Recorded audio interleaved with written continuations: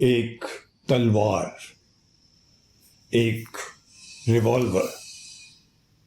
तलवार जो एक झटके में किसी शख्स की गर्दन धड़ से अलग कर सकती है। एक रिवॉल्वर जो एक फायर के साथ आदमी को मौत के घाट उतार सकती है।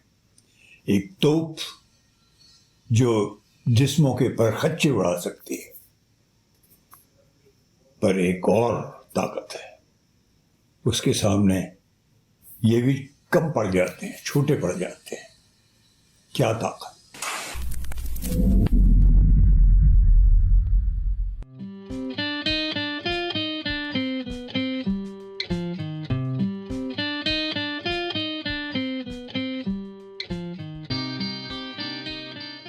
Welcome to Four Fingers Formula, episode 73. एक तलवार, एक रिवॉल्वर, एक तोप, maybe even a bomb,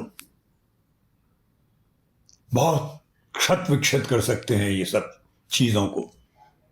बहुत सी जानें ले सकते हैं ये शस्त्र। और एक और शस्त्र है, बहुत इनोसेंट सा शस्त्र है, वो साधारण लगने वाला, पर उसके सामने ये जो शस्त्र जिनका नाम मैंने लिया वो भी डरने लगते हैं।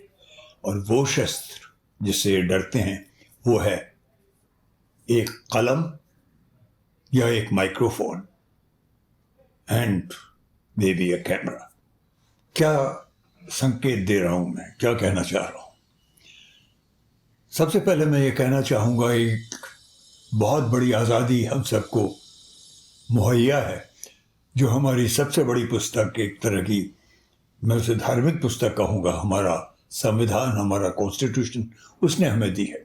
हमें आज़ादी दी है अपने विचार खुलकर प्रकट करने के लिए, जब तक हम दूसरों को कोई चोट नहीं पहुँचाते। हम खुलकर अपनी बात कह सकते हैं, एक अखबार निकाल सकते हैं, एक मैगजीन निकाल सकते हैं, एक चैनल शुरू कर सकते हैं। लेकिन जब आपकी बेसिक फंडामेंटल आज़ादी, one of the main fundamental rights that my constitution gives me, जब यही आपसे छिनने लगे तो क्या? आजकल जो दौर चल रहा है पिछले 8, 9, 10 सालों से, बहुत कुछ हम लोगों से छिनता चला जा रहा है और इसका खुलकर आभास भी नहीं हो पाता। इतने चोरी छिपे हमारी चीज़ें हम ही से छीनी जा रही हैं, हमारी आज़ादी। मैं भारत के जो न्यूज़ चैनल्स हैं उन्हें ऑलमोस्ट मैंने देखना बंद कर दिया था, सिवाय एक चैनल का, वो था NDTV। ज़्यादातर चैनल बदल गए थे। उनकी जो पूरी अंदाज था उनका, जो एक अर्नेस्ट, डेमोक्रेटिक, आज़ाद चैनल का होना चाहिए, वो कभी का जा चुका था। मैंने ऑलमोस्ट सारे भारतीय चैनल देखने बंद कर दिए थे। कुछ एक तो बिल्कुल ही नहीं जाता था उस तरफ में। लेकिन NDTV में मुझे अभी भी विश्वास था।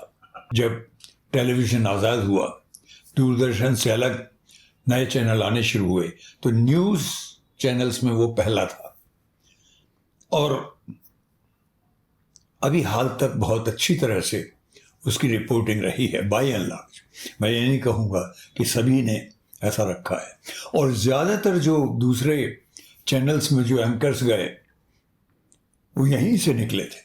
कुछ एक अभी भी बहुत सानी हैं और बहुत टैलेंटेड हैं, और एक लेवल ऑफ ईमानदारी भी है उनमें, जैसे राजदीप सरदेसाई।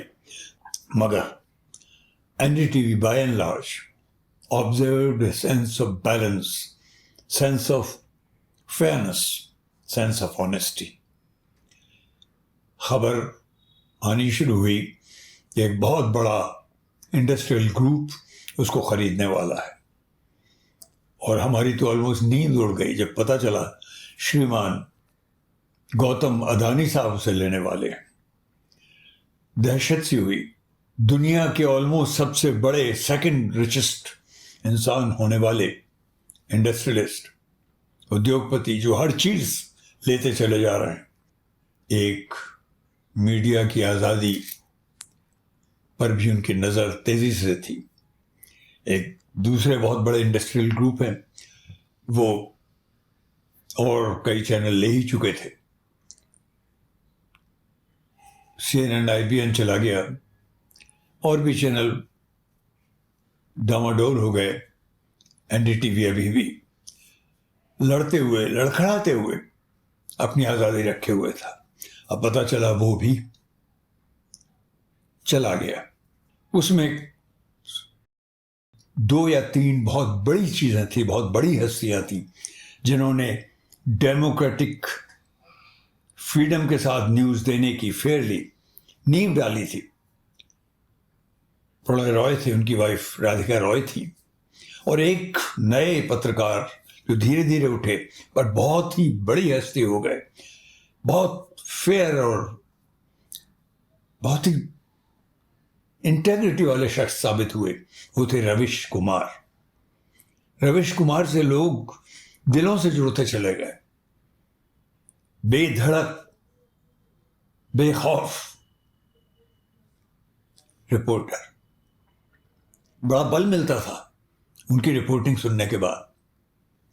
आज ये जो एपिसोड मैं कर रहा हूं, बेसिकली ये एक तरह की सलामी दे रहा हूं मैं इन 3 शख्सों को, खासतौर पर रविश कुमार, प्रणय रॉय जी, राधिका रॉय जी, और भी जो शायद रहें शायद ना रहें, NDTV में जो और हस्तियां हैं।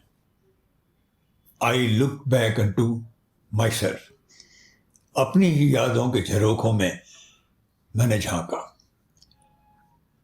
25-30 साल पहले 94 में मैंने एक टीवी सीरियल शुरू किया था, रिपोर्टर। बहुत नाम कमाया मेरे सीरियल ने, धीरे धीरे उठता चला गया। ऐसा दौर आया कि वो नंबर 1 टीवी सीरियल भी बना। वो भी बेधड़क रिपोर्टिंग के बारे में और एडिटिंग के बारे में, पत्रकारिता के बारे में था। आज जब मैं रविश कुमार जी, प्रणय रॉय जी, राधिका रॉय जी को सलामी दे रहा हूँ, सेलिब्रेशन दे रहा हूँ, तो in this homage I would like to present a scene of an episode of Reporter. शायद उसकी ट्यून, उसकी सेंसिटिविटी, उसके अंदर जो बात है, वो एक परफेक्ट होमेज है। क्योंकि जिन भावनाओं के तहत रविश जी ने रिज़ाइन किया है, प्रणय रॉय जी ने, राधिका जी ने रिज़ाइन किया है, कुछ वैसा ही इस एपिसोड में रिपोर्टर के पहले सीन में, उसमें वही बात है। रविश जी, मैं एक छोटा सा कलमकार कहिए, मैं भी एक माइक्रोफोन मैन रहा हूँ BBC में, before I made films. Please accept my gratitude, my homage, my salutation with love.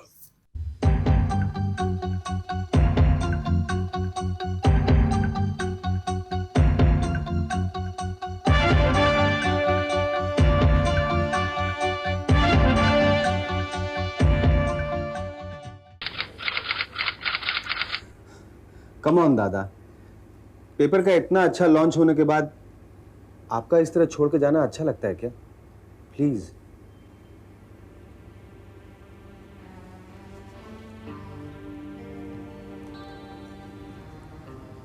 तू नहीं समझेगा Sumit.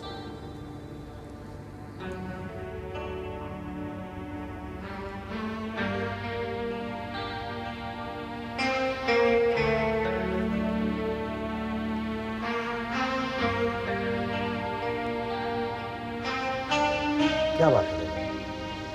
Is it that you are not happy with the terms? या फिर फैसिलिटी से खुश नहीं है? क्या बोलता है रे तुम? अरे नरेंद्र मेनन के साथ काम किया है आप, 25 साल उसके साथ स्ट्रगल किया है, उसके साथ छोटे छोटे जगह से भी काम करते थे, पर हमारी बात, हमारा आइडियालिज्म बड़ा होता था। छोटे छोटे टूटे फूटे डेस्क होते थे, पुराने टाइपराइटर होते थे हमारे, पर बड़ी बड़ी स्टोरी टेलिंग किया करते थे। इधर दफ्तर तो बहुत बड़ा है, डेस्क भी बड़ा बड़ा है, कमरे में प्लांट्स है, कारपेट है, एसी है, पर इधर खुली खिड़की का ताजा हवा देनी है। इस विशाल एस्टेब्लिशमेंट में हमको लगता है कहीं बात छोटी होने वाला है। पर ये कैसे हो सकता है दादा, हम सब साथ में हैं। कौन सब साथ में है? सिर्फ तुम और हम, और सब तो ही है बॉम्बे में। और फिर तुम यंग है, तुम एक्सपेरिमेंट कर सकता है, हम नहीं कर सकते। हमको बहुत कुछ सोचना समझना पड़ता है। पर दादा आपको कोई तो पेपर ज्वाइन करना ही पड़ेगा। क्यों ज्वाइन करना पड़ेगा कोई पेपर? अरे हम पूछता है क्या हम फिर से फ्रीलांसर नहीं बन सकते क्या? हमारा कलम में ताकत नहीं है क्या? और वो जो बुक हम कब से लिखना चाहता था, कभी लिखेगा? अरे ये तो हमारे लिए गोल्डन अपॉर्चुनिटी है। और ये जो तुम्हारे राजधानी है ना दिल्ली, ये हमारे लिए ज़रा कॉम्प्लिकेटेड है। अपना मुंबई अच्छा है, थोड़ा वक्त वाइफ के साथ बिताएगा। बहुत नेग्लेक्ट किया है उसको सारी लाइफ। ठीक है दादा। पर देखो, हम जुदा नहीं हो रहे हैं, सिर्फ अलग अलग स्टेशन पर सेटल हो रहे हैं। हो सकता है किसी जंक्शन पे फिर हम दोनों मिले, then will fight together. Okay okay. चले।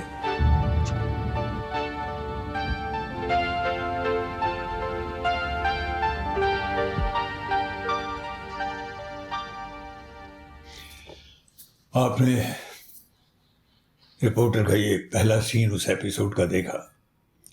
इसमें वही दर्द, वही तलखी, वही एक भावना हमने बताने की कोशिश की है जो शायद 25 साल पहले, 30 साल पहले बल्कि हमने बताई थी, क्योंकि तब भी हम ये फील कर सकते थे। तो वही फीलिंग, भावना, वही एंग्स्ट हमारी कहानी के जो एडिटर हैं वो जाहिर कर रहे हैं, जो रवीश जी शायद आपने की थी। नमस्कार, मैं रवीश कुमार। आपका अंदाज़ा सही है कि क्या कहने जा रहा हूँ, लेकिन गुजारिश है कि जो भी कह रहा हूँ उसे धीरज के साथ सुनिएगा। भारत की पत्रकारिता में स्वर्ण युग तो कभी था भी नहीं, लेकिन आज के दौर की तरह भस्म युग भी नहीं था।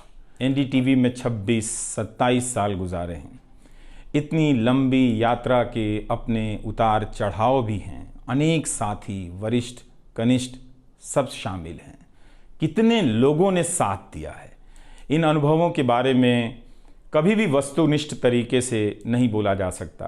और बेटी विदा होती है तो वो दूर तक पीछे मुड़कर मायके को देखती रहती है। मैं इसी स्थिति में हूँ। अभी मुड़कर देख लेने दीजिए, फिर कभी विस्तार से एनडीटीवी की बात करूँगा, लोगों के बारे में और एनडीटीवी के बारे में, डॉक्टर रॉय, राधिका रॉय के बारे में भी। मैं खुद के पास तो रहा ही नहीं, आपके बीच गया तो घर ही नहीं लौटा। शायद अब कुछ वक्त मिलेगा खुद के साथ रहने का। आज की शाम एक ऐसी शाम है जहां चिड़िया को उसका घोंसला नज़र नहीं आ रहा, क्योंकि कोई और उसका घोंसला ले गया है। मगर उसके सामने थक जाने तक एक खुला आसमान ज़रूर नज़र आ रहा है। इस समय मेरे रास्ते निश्चित नहीं हैं, निश्चित हैं तो सिर्फ हौसला है।